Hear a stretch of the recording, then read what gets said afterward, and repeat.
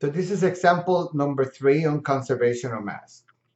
For conservation of mass, in this particular example, let's consider this. This is a cylindrical tank, has a diameter D, and this is an opening hole. There's a diametric hole, opening hole. And one of the first things that you're going to do in the problem is you want to make sure that you apply that you apply in the problem the boundary condition, your control volume. And this is the control volume I'm going to use. And in this particular problem, what's happening is that you're discharging water from the tank. And this height that you have here is 4 feet. And you want to know how much time it's going to take to discharge the water to until the height is 2 feet. So you're looking at a drop of 2 feet, and you want to know how much time it's going to take. What should be obvious to you in this particular example, your mass is going to change, right? So you know that the mass of the control volume is not constant. It's going to be changing. Because I cannot move my control volume. I keep my control volume fixed. And you can see that at several points, my mass will be different, okay? Because you're going to have less water. So, and then the average velocity of the velocity coming out of the jet, this velocity is given by 2 times GH. You have a gravitational constant, okay? This G is 32.2 feet seconds squared. And then what you're asking here is how much time, find the time that it's going to take, find the time it's going to take to drop to 2 feet, okay? So let's work with the problem. First, we're going to work with the equation. We know the summation of M in I minus summation of J M out is going to equal to the change. This is going to my volume, right? What my mass rate is going to change with time. Now, what you should know that I don't have nothing going inside the problem.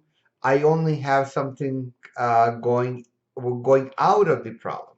Okay, there's nothing being added. Nothing is being added to the tank. Everything is taken out of the tank.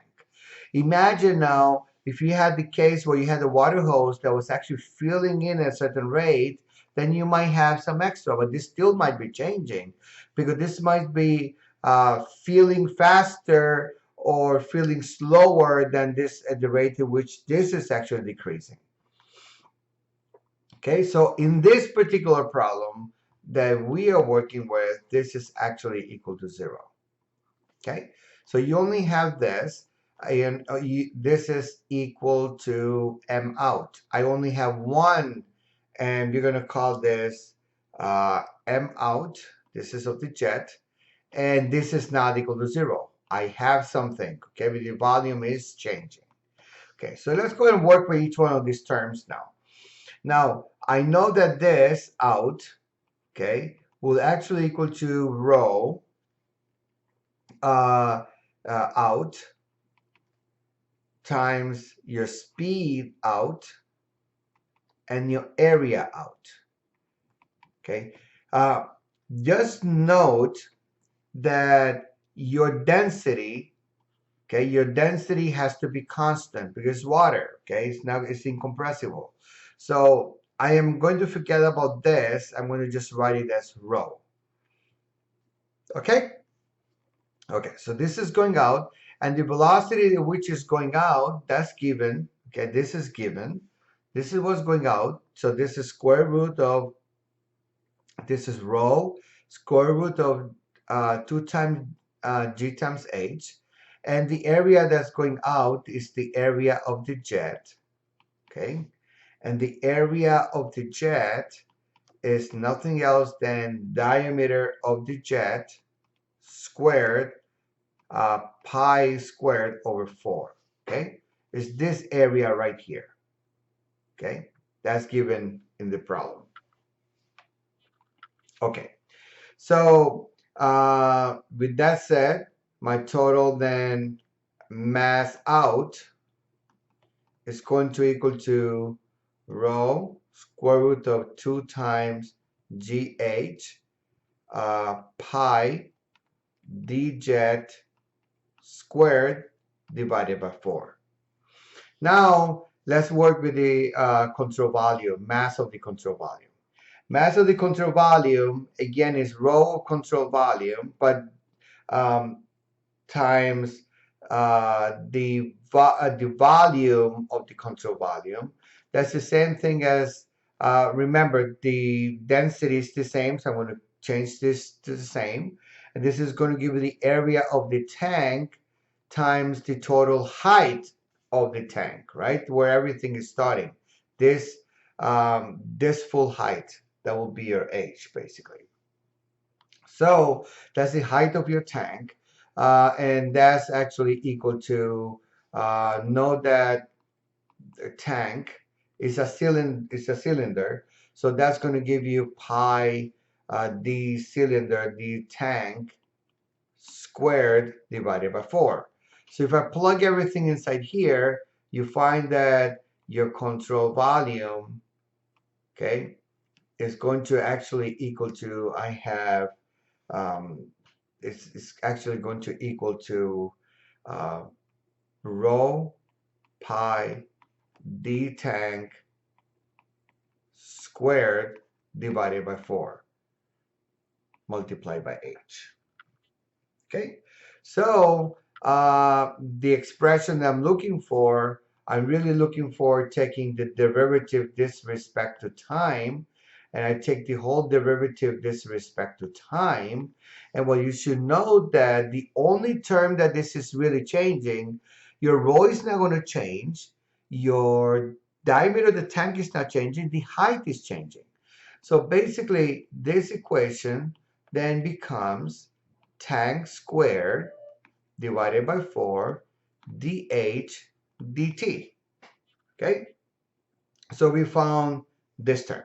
So now we're going to go back into this equation. We're going to replace this inside here, and we're going to replace this expression inside there. Okay, so that gives you minus m out is equal to control volume dt.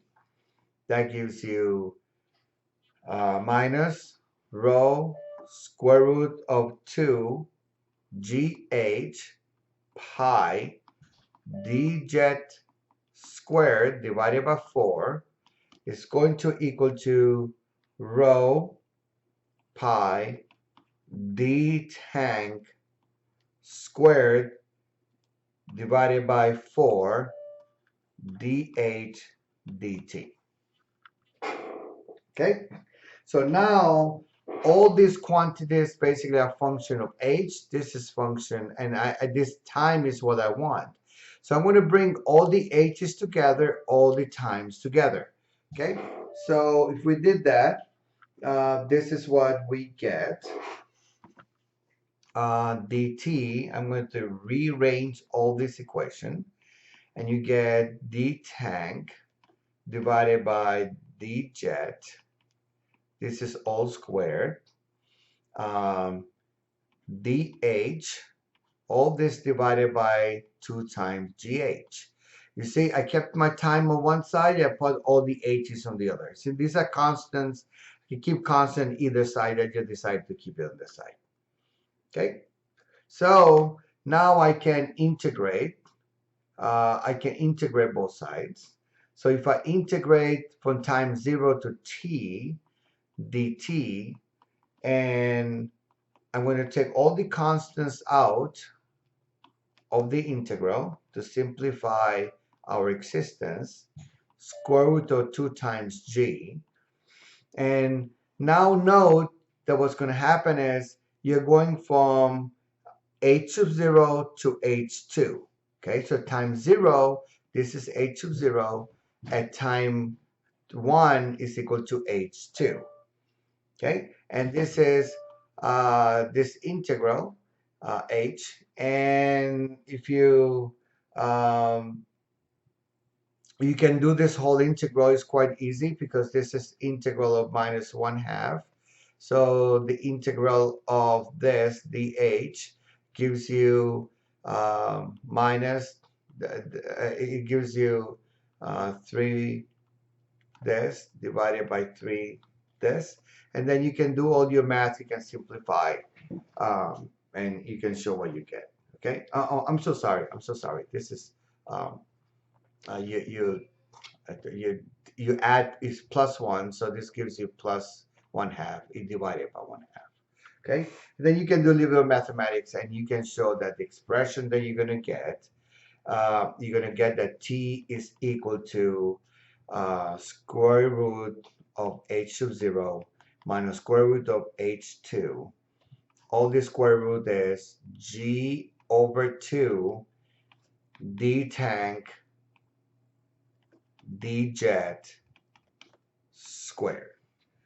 So let's replace all the values in there. So I get square root of 4 minus square root of 2 square root of 32.2 divided by 2. And then here I can just put everything in inches, so I can cancel inches, or you can convert this to a feet. It will give you the same answer, and squared everything, and that gives you 757 seconds, or this is actually taking 12.6 minutes to discharge. And one thing that you have to keep in mind, um, that your tank is being emptied. Okay, this is the rate at which it's been. This is the time it takes to empty to half a tank for what you had. So this is another example of how we do when the volume. I just want to explain this again, that really your final answer, what's really happening is, you have this, and this was your control volume. We put our control volume here. The control volume, we are set not to change, but then this is what was changing. You see, then because there were flow that was coming out. So now that what you have inside here, the volume is changing inside here. So therefore your mass is changing. That's the rationale behind we don't have this term equal to 0. Okay, this concludes example number 3.